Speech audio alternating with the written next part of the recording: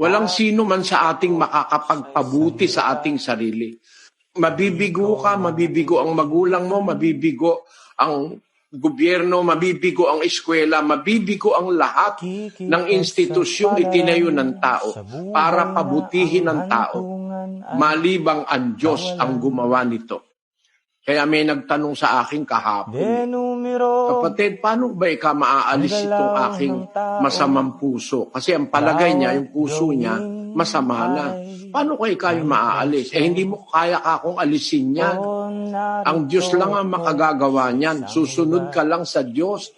Sa paraan niya, alisin niya yan. Pero ikaw mag-isa mo, hindi mo ako maaalis yan. Kasi nakasulat sa Biblia, talastas ko, Panginoon, na ang lakad ng tao hindi sa kanyang sarili. Hindi para sa taong lumalakad ang magtuwid ng kanyang hakbang. Sino magtutuwid? Ang Panginoon lang ang makakapagtuwid.